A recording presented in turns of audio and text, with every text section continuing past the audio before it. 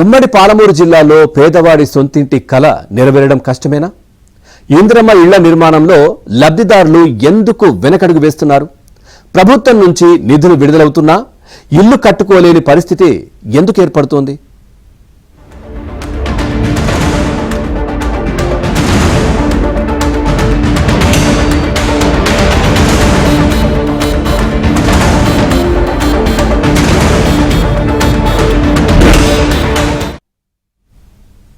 పేదవాడి సొంతింటి కల అందని ద్రాక్షగా మిగిలిపోతోంది. ఇందిరమ్మ ఇళ్లు మంజూరైనా ఉమ్మడి పాలమూరు జిల్లాలో లబ్ధిదారులు కట్టుకోలేని పరిస్థితుల్లో ఉన్నారు.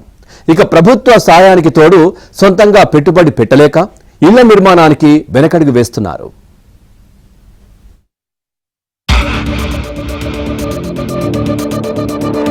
అందని ద్రాక్షగా మిగిలిపోతున్న సొంతింటి కల. పాలమూరు జిల్లాలో మందగిస్తున్న ఇందిరమ్మ ఇళ్ల నిర్మాణం.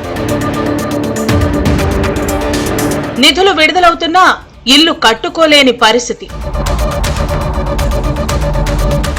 సొంతంగా పెట్టుబడి పెట్టలేక అవస్థలు. పేదల సొంతింటి కలను నెరవేర్చేందుకు కాంగ్రెస్ ప్రభుత్వం ప్రతిష్టాత్మకంగా తీసుకొచ్చిన ఇందిరమ్మ ఇళ్ల పథకం ఉమ్మడి పాలమూరు జిల్లాలో అనుకున్నంత వేగంగా ముందుకు సాగటం లేదు.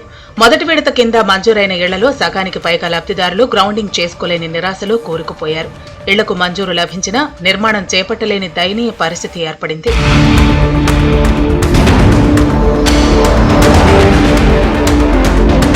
లబ్ధిదారులకు వెనువెంటనే బిల్లులు వస్తున్నా చాలా మంది ఇండ్ల నిర్మాణానికి ముందుకు రావటం లేదు.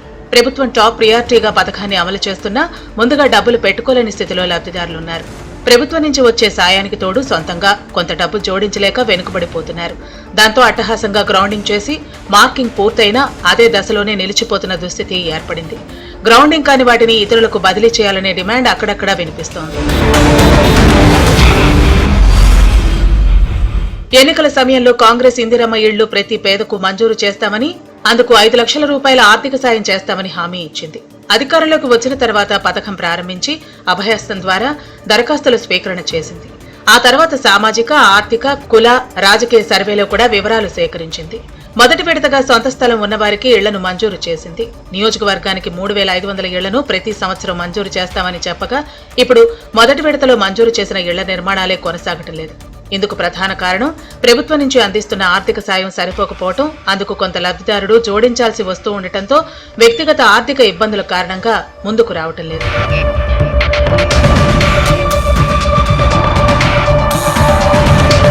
ఇంటి నిర్మాణ సామాగ్రి ధరలు పెరగటం, ఇసుక కొరత, బయట దొరికినా ఎక్కువ ధరలు ఉండటం లబ్ధిదారులకు భారంగా మారింది. అలాగే గ్రౌండింగ్ కాకుండా 45% వరకు పెండింగ్ ఉండగా గ్రౌండింగ్ చేసి మార్కింగ్ చేసిన వాటిలో కూడా నిర్మాణాలు ముందుకు సాగటం లేదు. ఇందిరమ్మ ఇల్లు శాంక్షన్ అయింది. ఇల్లు ఇది బిల్లు పడి కూడా నెల రోజులు అవుతుంది. మాది డబ్బులు లేనందుకు ఆగిపోయినాయి. ఇప్పుడు ఇది బిల్లు పడినందుకు ఈ బిల్లు వస్తేనే కట్టగలుగుతాం. 1,50,000 మా చేతి నుంచి పెట్టినాం. ఇల్లు శాంక్షన్ అయింది సార్. ఇబ్బందులు ఉన్నందుకు చేతగాక కట్టుకోలేదు. ఇల్లు అయితే వాసం ఇచ్చిండ్రు సార్. నెక్స్ట్ దాంట్లో కట్టుకుంటానే చెప్పిన సార్ వాళ్ళకు కూడా. పైసలు ఇబ్బంది, మిడ్ డే మ్యారేజ్ అవి పెట్టుకుని ఇబ్బంది అయ్యి కట్టలేదు సార్.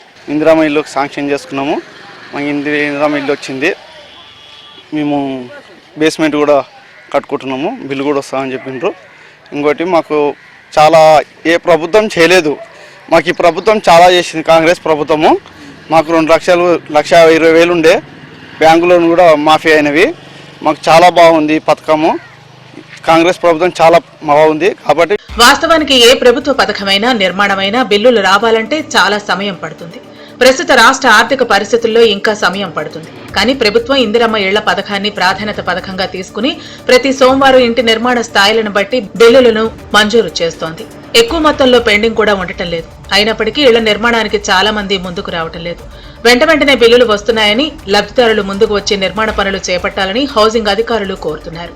కొంతమంది ఆర్థిక ఇబ్బందుల వల్ల ఇళ్ల నిర్మాణం చేపట్టలేకపోతున్నారని, వారు కూడా ముందుకు వచ్చి ఇళ్లు కట్టుకోవాలని చెబుతున్నారు. మనం కట్టుకోకపోవడానికి వివిధ రకాల కారణాలు చూపెట్టారు. కొంతమందికి మనం ఫస్ట్ స్టేజ్లో ఏం చేస్తామంటే పేదలు, అతి నిరుపేదలు అనేవారు, ఆ తర్వాత వితంతువులు, ఎవరైతే ఫైనాన్షియల్గా వీక్ ఉన్నారో వారికి అత్యవసరం వాళ్ళు ఫస్ట్ ప్రిఫరెన్స్ కింద ప్రభుత్వం నిర్ణయించింది, సెలక్షన్ చేసింది. కాబట్టి అటువంటి వారికి వల్ల కొంతమందికి ఏం చేసినామంటే ఆర్థిక పరిస్థితులు బాగాలేక కట్టుకోలేకపోయారు.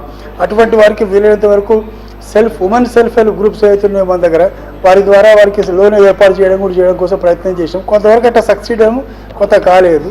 ఆ తర్వాత రెండోది కొన్ని కుటుంబాలు శాంక్షన్ అయినా కూడా వాళ్ళు పాత ఉన్న గుడిసెలు పీకేసుకొని కొత్త పెట్టుకొని కొంచెం సుముఖంగా లేకుండా పోయినారు అనమాట. ఇప్పుడు దాంట్లో అవసరమా, ఇది నాకు ఇప్పుడు నాకు ఏజ్ అయిపోయింది, 60 ఏళ్ళు వచ్చింది, కొత్త ఇల్లు నాకు అవసరమా, గుడిసెల్ని అట్నే ఉంటుంది దరఖాస్తు అయితే పెట్టుకున్నప్పుడు, కానీ ఇప్పుడు ఎందుకు లేనన్న ఒక మార్పు వచ్చింది. ఆ తర్వాత మూడేమో కొంతమంది మైగ్రేషన్ అయ్యారు ఫ్యామిలీస్, హైదరాబాద్కు పోయో లేకపోతే ముంబై పోయి అట్లా కొంత పెండింగ్ పడ్డది. ఆ విధంగా డిఫరెంట్ స్టేజెస్ కొంత లేట్ ప్రోగ్రెస్. ఇక ఇళ్లు నిర్మించుకున్న వారి ఆనందానికి అవధులు లేవు. ప్రభుత్వం చేసిన మేలు అంతా ఇంతా కాదని తమ సొంతింటి కళ నిజమైందంటున్నారు. ప్రభుత్వ సాయానికి తోడు తాము కూడా కొంత జోడించి ఇంటి నిర్మాణం పూర్తి చేసుకున్నామని, మా జీవితంలో కలలా ఉన్న ఇంటిని సొంతం చేసుకున్నామని వారంటున్నారు. 3 బిల్లులు వచ్చినాయి, అన్నయ్య ఇచ్చిండు, మంచిగానే అన్ని మంచిగా వేసుకున్నాము. అందరి దయ వల్ల ఇప్పుడు అందరం బాగానే ఉన్నాము, మంచిగా వేసుకున్నాము. అందరికీ ధన్యవాదాలు. సార్ రాలేదు, ఇంతకుముందు చేసినాం కానీ మాకు ఇచ్చిలేరు. ఇంకా మేము ఇట్లే కూలి పని చేసుకుంటున్నా రేట్లు వేసుకొని ఉన్నాము. ఇంకా ఇప్పుడు శ్రీనివాస్ రెడ్డి, రేవంత్ రెడ్డి వచ్చినాక మాకు ఇల్లు వచ్చింది. ఇప్పుడు ఒక 8-9 వరకు అయింది సార్. మాకు 3 బిల్లు ఇచ్చిండు సారు, అంతా సంతోషం, అంతా మంచిగానే ఉన్నాం. ఇంకొక బిల్లు వస్తుంది, వాళ్ళ పుణ్యాన్ని ఇల్లు మంచి సంతోషంగా అనుకున్నాము. ఇంకా ఒకటి కొన్ని మాకు కూడా కొన్ని మొత్తం 8 లక్షలు అట్లా అయినాయి సార్. మా ఊరి పెద్ద మనుషులు కూడా మాకు సాయం చేసిండు మంచిగా. కాంగ్రెస్ పుణ్యాన్ని మాత్రం ఖచ్చితం. ఇక్కడ కాల్ ప్లేస్ ఉండడం వల్ల మేము ఇప్పుడు ఇల్లు కట్టుకోవాల్సి వచ్చింది. అది కూల కొట్టేసి కాంగ్రెస్ ప్రభుత్వం వచ్చిన తర్వాత మేము ఇల్లు కట్టేసుకున్నాము. ఇప్పుడు అందరం చాలా హ్యాపీగా ఉన్నాం. ఎంఎన్ శ్రీనివాస్ రెడ్డి గారికి, రేవంత్ రెడ్డి గారికి ధన్యవాదాలు చెప్పుకుంటున్నాము. ఇంతవరకు ఎన్నో ఇబ్బందులు ఎదుర్కొంటూ ఇప్పటిదాకా ఇక్కడ ఉన్నాము. ఇప్పుడు విడతల వైజ్గా మాకు బిల్లు వచ్చింది, దానివల్ల మేము ఇల్లు కట్టుకొని చాలా సంతోషంగా ఉన్నాం. మాకు ఇంతవరకు అయితే 20 సంవత్సరాలకి వెళ్ళి మట్టి మాలే ఉండే, మన కాంగ్రెస్ గవర్నమెంట్ వచ్చిన తర్వాత మాకు ఇల్లు శాంక్షన్ అయింది, కట్టుకున్నాం మంచిగా. 4 లక్షలు ఇంతవరకు వచ్చింది, ఇంకొక ₹1,00,000 ఇవ్వాలి. మన ఇల్లు కూడా ప్రారంభం చేసిపోయి ఎన్ఎన్ శ్రీనివాస్ రెడ్డి చేసిపోయింది ఈరోజే. చాలా బాగుంది సార్, మంచిగా ఉంది.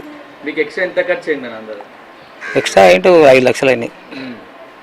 ఇళ్ల నిర్మాణం పూర్తయిన వారి నూతన గృహప్రవేశాలు ప్రజాప్రతినిధుల చేతుల మీదుగా జరిపించుకుంటున్నారు.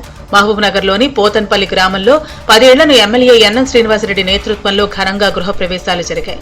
కాంగ్రెస్ అంటేనే పేదల కోసం తప్పించే పార్టీ అని, గతంలో కూడా కాంగ్రెస్ పార్టీ మాత్రమే పేదోళ్లకు గూడునిచ్చిందని, అదే ఇప్పుడు జరుగుతుందన్నారు. మళ్లీ మేము అధికారంలోకి రాగానే ఇందిరమ్మ ఇండ్లు ఒక ప్రతిష్టాత్మకంగా ఆచరణయోగ్యమైన ప్రాజెక్టుగా దీన్ని మలుచుకొని పేదవాళ్లకు 5 లక్షల రూపాయలు వాళ్ళ అకౌంట్లో వేసేటట్టుగా, అది కూడా దుర్వినియోగం కాకుండా, మధ్య దళారుల వ్యవస్థ లేకుండా కట్టుకునే వాళ్ళ అకౌంట్లోనే అమౌంట్ పడడం జరుగుతూ ఉంది. అంటే మధ్యలో గతంలో పైరవీలు చేయడము, ఓ 10,000 తీసుకోవడము, వచ్చిన 70,000 80,000 10,000 తీసుకోవడము, ఇవన్నీ కూడా చేసేవారు. వాటన్నిటిని కూడా చూసి లోటుపాటు లేకుండా ఒక ఫుల్ ప్రూఫ్ విధానాన్ని ఇప్పుడు గవర్నమెంట్, మా ప్రభుత్వం అనుసరిస్తూ ఉంది. ఎంత సక్సెస్ అవుతూ ఉంది అంటే, పేద వర్గాలు వాళ్ళకు ఒక 5 లక్షల రూపాయలు ప్రభుత్వం నుంచి ఇస్తున్నాం. వాళ్ళు కూడా కష్టం చేసుకొని, కూలీనాలు చేసుకొని, లేదా వ్యవసాయం చేసుకొని, కొద్దిగా డబ్బు కూడా పెట్టుకొని, దానికి వాళ్ళు 1,00,000 2 లక్షలు యాడ్ చేసుకొని ఒక పర్మనెంట్ అసెట్ను వాళ్ళ కుటుంబానికి ఇచ్చుకుంటూ ఉన్నారు. చాలామంది చాలా అద్భుతంగా ఇండ్లు కట్టుకుంటూ ఉన్నారు. ఇప్పుడు ఈ ఇండ్లు చూస్తూ ఉంటే ఖచ్చితంగా ప్రతి పేదవాడు కూడా రేపు రాబోయే రోజుల్లో కాంగ్రెస్ గవర్నమెంట్ లో సొంత ఇల్లు కట్టుకుంటాడు. మహబూబ్ నగర్ ఉమ్మడి జిల్లాకు మొదటి విడతగా 40,300 ఇళ్లు మంజూరు కాగా, ఇందులో 27,375 ఇళ్లు మాత్రమే గ్రౌండింగ్ అయ్యాయి. వాటిలో మార్కింగ్ చేసిన ఇళ్లు 4,310 కాగా, అవి ఆ దశలోనే ఆగిపోయాయి. మార్కింగ్ చేసుకున్న తర్వాత వాటి నిర్మాణం కొనసాగట్లేదు. అలాగే బేస్మెంట్ లెవెల్లో 14,459 ఇళ్లు ఉండగా, రూఫ్ లెవెల్లో 4,992 ఇళ్లు, స్లాబ్ లెవెల్లో 3,566 ఇళ్లు, దాదాపు 90 ఇళ్ల నిర్మాణాలు పూర్తయ్యాయి.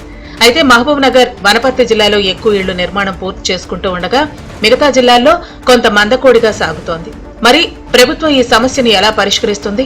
లబ్ధిదారులకు అదనపు చేయూత అందిస్తుందా, లేదా కొంత గడువు విధించి వాటిని రెండో జాబితాకు మళ్లించడమా అనేది చూడాలి.